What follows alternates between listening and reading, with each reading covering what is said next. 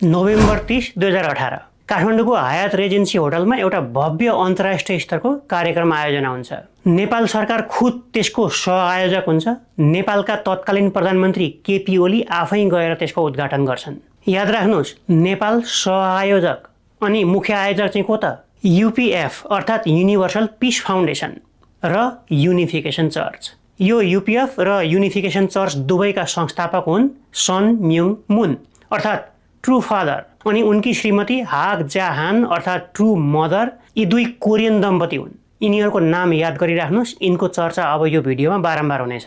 नेपालमा भएको उक्त समारोहमा 45 भन्दा बढी देशका 1500 जति हाई प्रोफाइल भिआइपी प्रतिनिधिहरू उपस्थित हुन्छन्। नेपालमा 6 वटा देशका त राष्ट्र प्रमुख या सरकार प्रमुख अर्थात् राष्ट्रपति या प्रधानमन्त्री स्तरकै मान्छेहरू समेत नेपाल आउँछन्, उपस्थित हुन्छन्। संसारभरि यसको ठुलो कभरेज हुन्छ। तर विवादास्पद होली वाइन खुवाएर क्रिश्चियन धर्म विस्तारको लागि प्रचारको केन्द्र नेपाललाई बनाएको अनि सरकार नै यसको सहजकर्ता र सहयोगी भएको भन्दै यसको विरोध सुरु हुन्छ। नेपालभित्र पक्ष विपक्षमा बहस सुरु हुन्छ। यसमा विदेशी पैसा र राजनीति अनि धर्मको चलखेल पनि सँगसँगै गाँसिएर आउँछ, जो म एकैछिनमा बताउने छु। त्यसपछि छिट्टफुट्ट राजनीतिक व्यङ्ग्यहरूमा होली वाइनको चर्चा बाहेक अरू केही पनि हुँदैन।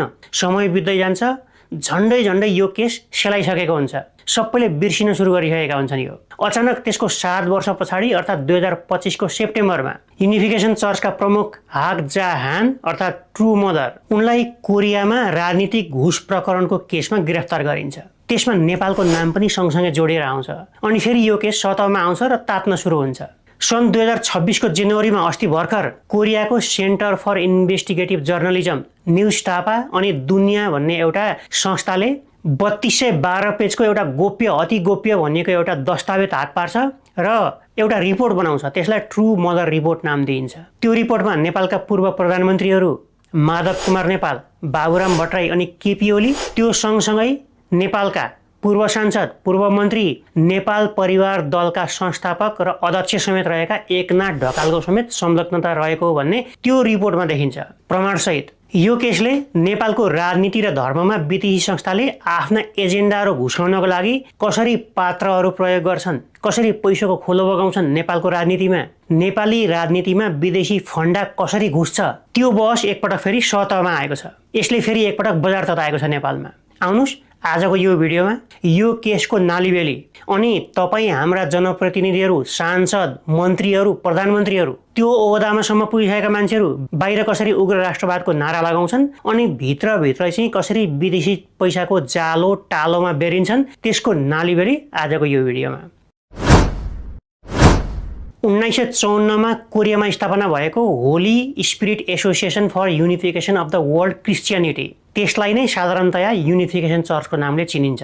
यसका संस्थापक कोरियाली नागरिक सन म्युङ मुन हुन्, जो पहिला ट्रेडिसनल चाइनिज रु भन्ने धर्म मान्थे, तर पछि त्यो धर्म त्यागेर क्रिस्चियनिटीमा कन्भर्ट भए। उनलाई तत्कालीन नर्थ कोरियाले दक्षिण कोरियाको लागि गुप्तचरी गरेको आरोप लगाएर कठोर जेलको सजाय दिन्छ। त्यसपछि उनी दक्षिण कोरिया आउँछन् र त्यहाँ युनिफिकेसन चर्च मार्फत एउटा बेग्लै धर्मको स्थापना गरेर त्यसैलाई फैलाउन सुरु गर्छन्। क्रिस्चियनिटीमा विश्वास गर्ने भए पनि अरू परम्परागत क्रिस्चियन धर्मभन्दा अलिकति फरक खालको छ यो धर्म। त्यसैले क्रिस्चियन कम्युनिटी भित्रै पनि यो धर्मको विरोध हुने गरेको छ। He is the Messiah.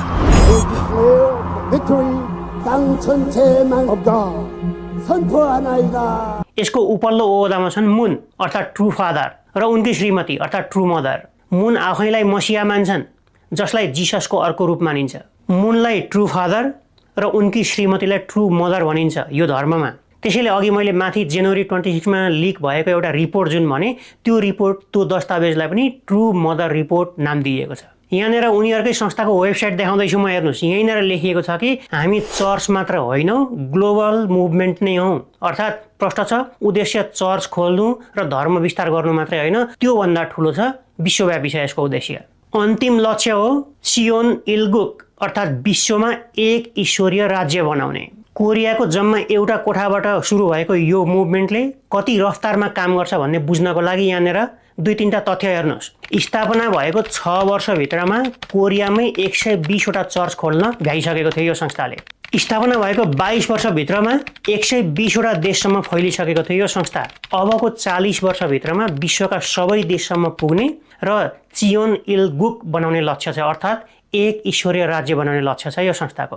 अर्थात् लक्ष्य सानो छैन, ठुलै छ, त्यसको लागि पैसा पनि चाहिन्छ, त्यो पनि प्रशस्त यो संस्थासँग। संस्था विस्तारको क्रममा 1971 मा यसका संस्थापक मुन अमेरिका गए र एउटा शाखा खोले त्यहाँ। जति बेला अमेरिकी राष्ट्रपति रिचर्ड निक्सनमाथि वाटरगेट काण्डको आरोप लागेको थियो, जसको कारणले निक्सनले राजीनामा समेत दिनु परेको थियो, जुन अमेरिकी इतिहासमा बिरलै हुने घटनामध्ये एक थियो, त्यसमा मुन र उनको संस्थाले खुलेर निक्सनको पक्ष लिएको थियो। उनको लागि व्रत बस्ने र प्रार्थना गर्नेसम्म काम गरेको थियो। यो घटनाले मुन र उनको संस्थालाई अमेरिकी राजनीतिको नजिकै ल्याउन धेरै मद्दत गर्यो र यसलाई विश्वव्यापी बनाउन पनि मद्दत गर्यो। फलस्वरूप यो संस्थाको लागि पैसा ओरिन थाल्यो। 1982 मा उनलाई अमेरिकामा ट्याक्स छलेको आरोप लाग्यो र त्यसको लागि उनलाई 18 महिनाको जेल सजायसम्म सुनाइयो। त्यही वर्ष अमेरिकामा वाशिंगटन टाइम्स नामको एउटा मिडिया स्थापना भयो, जसमा मुन र उनको संस्था पनि जोडिएर आयो। अहिलेसम्म पनि त्यो मिडिया राजनीतिक रूपमा एकातिर पुरै ढल्केको आरोप लाग्छ, आजसम्म पनि छ त्यो।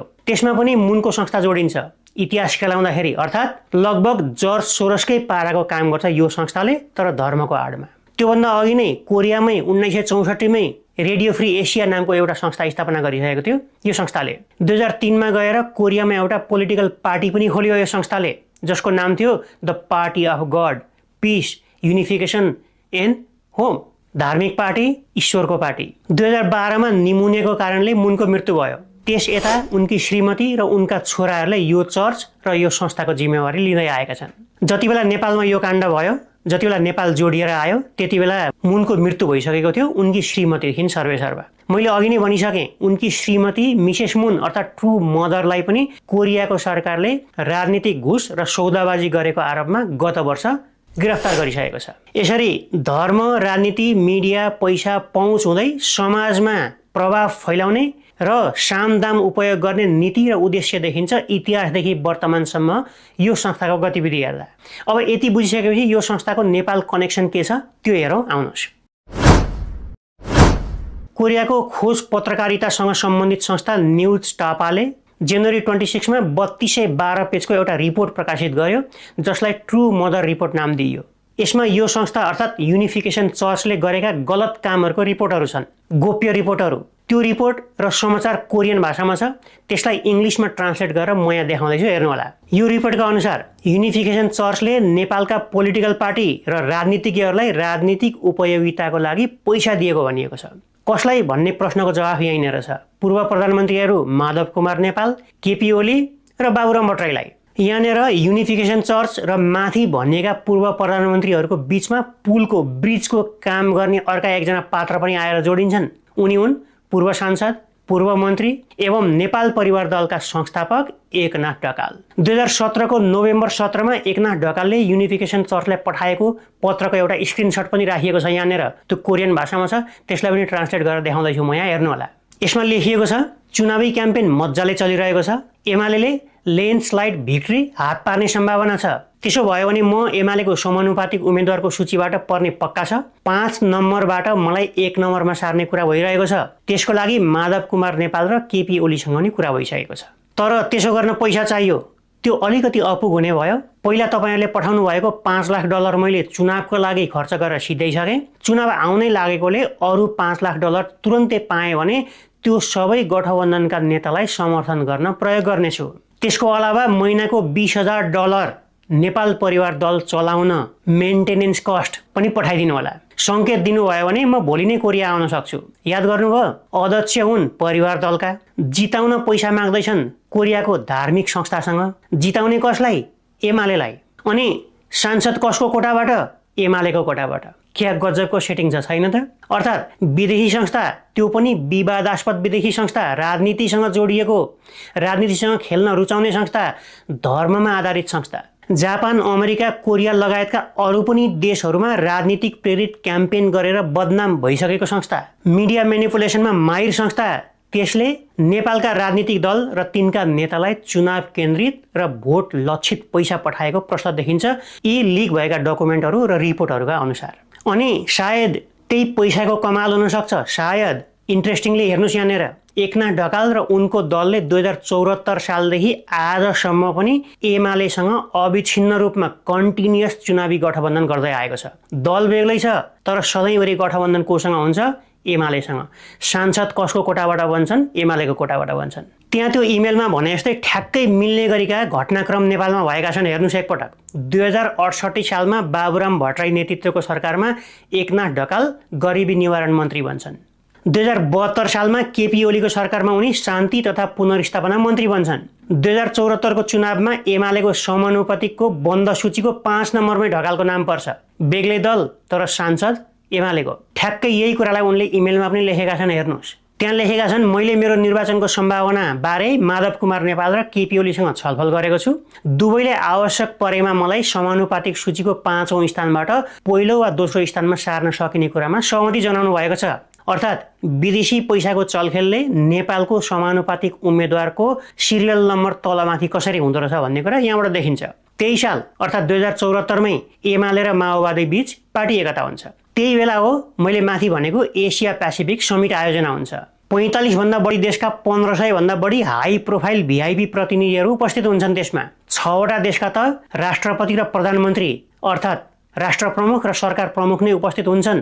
प्रधानमन्त्री ओलीले यसको उद्घाटन समेत गर्छन्। यसको प्रबन्ध र कोअर्डिनेसन गर्छन् एकनाथ ढकालले। उक्त संस्था अर्थात् युनिफिकेसन चर्चले अरूतिर पनि कार्यक्रम भएपछि अन्तिममा होली वाइन खुवाएर मानिसहरूलाई चोखाउने कार्यक्रम राख्छ। होली वाइनलाई शुद्ध प्रसादको रूपमा ग्रहण गर्छन् त्यहाँ उपस्थित मानिसहरूले। यसमा पनि यो कार्यक्रममा पनि यो बेला धर्म प्रचार गर्ने उद्देश्यले आयोजना गरिएको र नेपालका नेता तथा मन्त्रीहरूले होली वाइन खाएर चोखिने कार्यक्रम रहेको भनेर व्यापक विरोध सुरु हुन्छ। त्यसको व्यापक आलोचना भएपछि ओलीले ट्रु मदरबाट आशीर्वाद लिने अर्थात् होली वाइन खाने कार्यक्रममा सहभागी हुन अस्वीकार गरेका थिए भनिन्छ। यही कारणले यो काण्डलाई होली वाइन काण्डको नामले चिनिन्छ नेपालमा। 2079 को चुनाव आउँछ। त्यसमा पनि एकनाथ ढकाललाई एमालेले समानुपातिकको सांसद बनाउँछ। अनि 2082 अर्थात् अहिलेको चुनाव, अहिले जुन चुनाव हुँदैछ त्यसमा त्यहाँ पनि हेर्नुहोस् फेरि पनि त्यही परिवार दल अर्थात् एकनाथ ढकालको दलले एमालेसँग एउटा सहमति गरेको छ, जसअनुसार परिवार दलले एमालेलाई सहयोग गर्ने अनि एमालेले परिवार दलका सदस्यलाई प्रदेश सभामा घुसाउन सहयोग गर्ने, संसददेखि बाहिर परिवार दलको स्वतन्त्र अस्तित्व रहने तर संसदभित्र चाहिँ एमालेमै आबद्ध रहने। कस्तो गजबको टिडिक त यस्तो पो हुनुपर्छ त राजनीतिमा। यसरी त्यो लिक भएको रिपोर्ट र त्यसमा भएको इमेलमा लेखेका कुराहरू जे छन्, विदेशी चर्चबाट मागिएको पैसा, नेपालमा निर्वाचनको लागि खर्च गरिएको पैसा र नेपालमा भएका घटनाक्रम ठ्याक्क मिल्नु संयोग मात्रै हो कि अरू नै केही खेल होला? के लाग्छ तपाईलाई? कोरियाली पैसा, एमाले र परिवार दल, समानुपातिक सूची, मन्त्री पद अनि देशको विकास कस्तो मिलेको? ठ्याक्कै त्यति मात्रै होइन, ती प्रकाशित समाचारहरूमा दक्षिण कोरियाबाट उत्तर कोरिया सिधै जानको लागि समस्या पर्ने भएकोले नेपालका नेताहरूलाई प्रयोग गरिएको पनि भनिएको छ। नेपालका नेताहरू मार्फत उत्तर कोरियासम्म पुगेर युनिफिकेसन चर्चको सन्देश पुर्याएको भनिएको छ। त्यसको लागि उत्तर कोरिया जाने एउटा टोली गठन भएको। भ्रमण दलमा माधव नेपाल, एकनाथ ढकाल सहित 10 जनाको एउटा टोली पनि थियो भनिएको छ। होली रे होली, वाइन पिली। त्यो त थियो नेपालको होली वाइन काण्ड। यहाँ लेखिएको अर्को एउटा समाचार अनुसार 2080 मा जति बेला ओली क्याम्बोडिया गएका थिए त्यहाँ पनि यही होली वाइन समारोहमा उपस्थित भएर भाषण समेत गरेको बताइएको छ, फोटो समेत राखिएको छ। अब होली वाइन चाहिँ खाए कि खाएनन् यहाँ लेखिएको छैन, तर नेपाल मात्रै होइन होली वाइन समारोहका लागि हाम्रा नेताहरू विदेशमा समेत जाने र भाषण गर्ने काम हुँदो रहेछ। बडो गजबको कुरा रहेछ। यी सब कुराहरूको अब नेपालमा खोजीनीति गर्नु पर्ला कि नपर्ला? यो निर्वाचन कानुन अनि राजनीतिमा विदेशी सहयोगको खिलाफ छ कि छैन? निर्वाचन आयोग, अदालत, सरकार अब त जाग्ला कि त यति देखेपछि? आशा गरौँ। अब त्यो इमेलको त कुरा गरियो, त्यो रिपोर्टको पनि कुरा गरियो, तर खुद एमाले पार्टी, एकनाथ ढकाल र यसमा संलग्न अरू मानिसहरू के भन्छन् त? उनीहरूको पनि कुरा राखिदिनु पर्यो। एकरो एकतर्फी कुरा मात्रै राखेर त भएन। एमालेले यो कुरा आफूलाई बदनाम गराउने उद्देश्यले मात्रै बाहिर ल्याएको प्रोपागान्डा हो भनिसकेको छ। यसको खण्डन गरिसकेको छ। बाबुराम भट्टराईको नाम दुरुपयोग गरिएको आरोप लगाएकी छिन् उनकी पुत्री मानुषीले। माधव कुमार नेपालले पनि यो सब हल्ला र हावादारी मात्रै भएको आरोप लगाएका छन्। एकनाथ ढकालले नेपाली टाइम्सलाई एउटा अन्तर्वार्ता दिँदै यो राजनीतिक एजेन्डाको रूपमा प्रयोग भएको तर आफू त्यो कार्यमा संलग्न नै नरहेको भन्दै यसलाई ठाडै अस्वीकार गरेका छन्। तर त्योसँगै त्यही अन्तर्वार्तामा उनले युनिफिकेसन चर्चसँग आफू आबद्ध रहेको पनि स्वीकार गरेका छन्। सुन्नुहोस् एकपटक।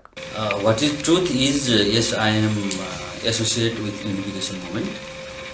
I mentioned also you earlier, I am kind of proud good wisher of proud Hindu good wisher of Reverend and Mrs. Moon.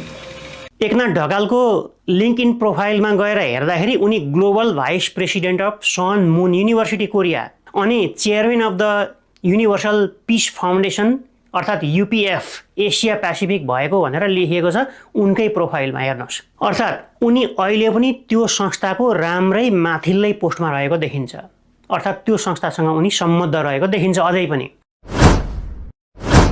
अब यस्ता कुरा त नौला होइनन्, नेपालमा के फरक परेर भन्ने प्रश्न उठ्ला। के भयो त? दिनेले दियो, लिनेले लियो, विदेशीले दिएछ, नेपालीले लिएछ, सकि गयो नि भन्ने कुरा आउला।